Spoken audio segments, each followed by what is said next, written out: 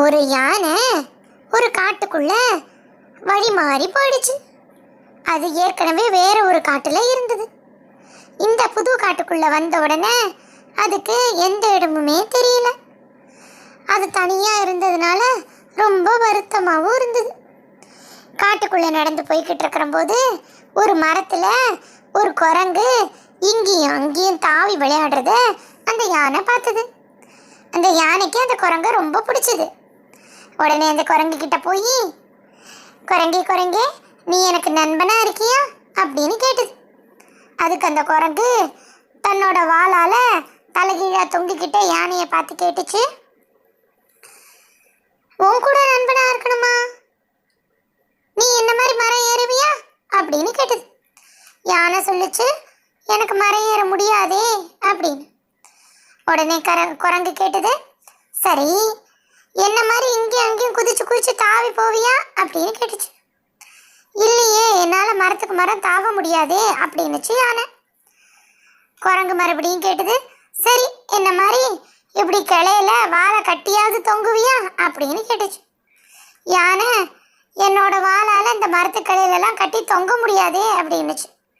இது எல்லாத்தையும் கேட்ட குரங்கு சொல்லிச்சு, இப்போ உன்னால் மரமும் ஏற முடியாது, வாளாலையும் தொங்க முடியாது, மரத்துக்கு மரம் தாவவும் முடியாது, நான் எப்படி உன்னோட நண்பனாக இருக்க முடியும் அப்படின்னு சொல்லிக்கிட்டு அந்த குரங்கு அடுத்த மரத்துக்கு தாவி ஓடி போயிடுச்சு. யானைக்கு ரொம்ப வருத்தமாக இருந்தது. சரி அப்படின்னு சொல்லிட்டு இன்னும் கொஞ்சம் தூரம் நடந்துக்கிட்டு இருந்தது. அப்போ ஒரு மரக்கிளையில ஒரு குயில் ஒன்று உட்காந்துக்கிட்டு அழகா குக்கூன்னு பாட்டு பாடிக்கிட்டு இருந்தது. யானை அங்கேயே கொஞ்ச நேரம் நின்று அந்த குயிலோட பாட்டை கேட்டுட்டு அந்த குயில்கிட்ட, குயிலே குயிலே, நீ என்னோட நண்பனா இருக்கியா அப்படின்னு கேட்டுச்சு. உடனே அந்த குயில் கேட்டுச்சு, நான் உன்னோட நண்பனா இருக்கணுமா? சரி, உன்னால என்ன மாதிரி பாட முடியுமா அப்படின்னு. அதுக்கு யானை சொல்லிச்சு, எனக்கு பாடெல்லாம் தெரியாதே அப்படின்னு. உடனே குயில் கேட்டுச்சு, ஓஹோ சரி, அப்ப நீனு என் கூட வந்து இந்த மரத்து மேலவையாவது உட்காந்துக்கிறியா அப்படின்னுச்சு. அதுக்கு யானை, மரம் மேலெல்லாம் என்னால் உட்கார முடியாது அப்படின்னுச்சு. குயில் சொல்லிச்சு, உனக்கு பாடவும் தெரியல, என்னோட வந்து உட்காரவும் மாட்டேன், அப்புறம் எப்படி நான் உன்னோட நண்பனாக இருக்கிறது?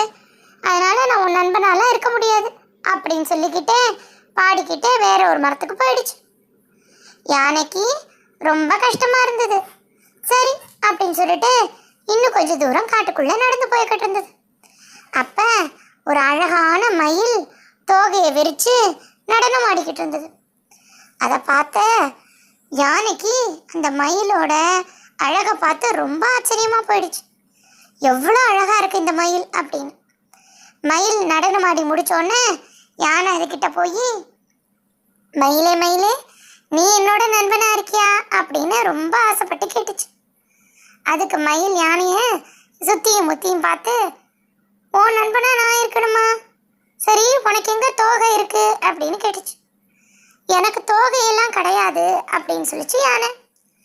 உடனே மயில் கேட்டுச்சு, சரி உன்னால பறக்க முடியுமா? என்ன மாதிரி பறந்து என் கூட வந்து உட்காந்துக்க முடியுமா அப்படின்னுச்சு.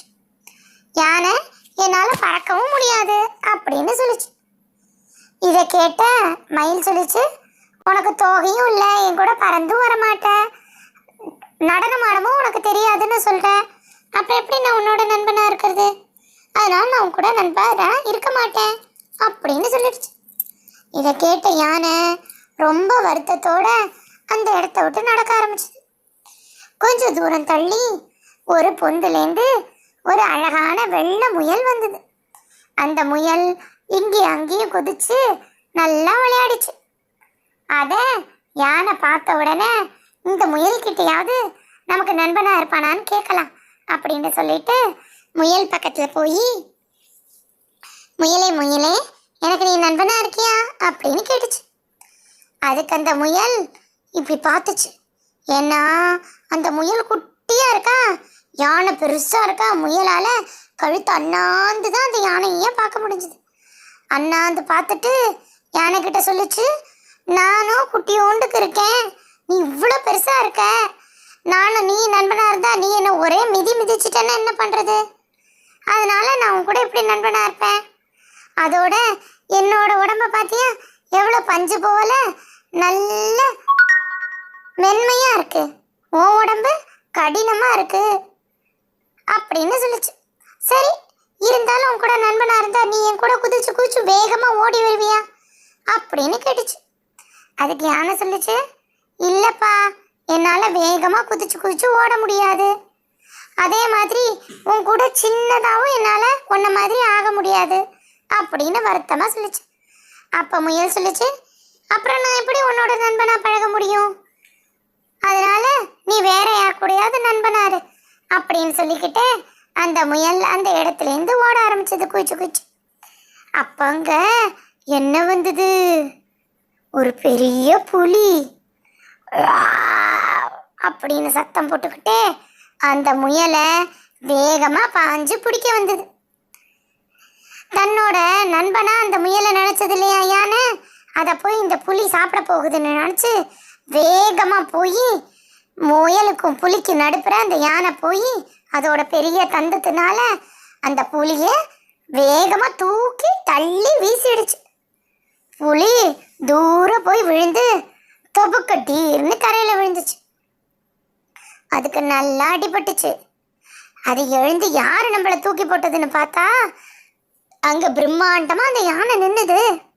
அதை பார்த்தோன்னா அந்த புலி, இந்த யானையோட நம்மளால சண்டை போட முடியாதுப்பா அப்படின்னு நினைச்சுக்கிட்டே குடு குடு குடு குடு குடுன்னு அந்த இடத்துல இருந்து ஓடி போயிடுச்சு.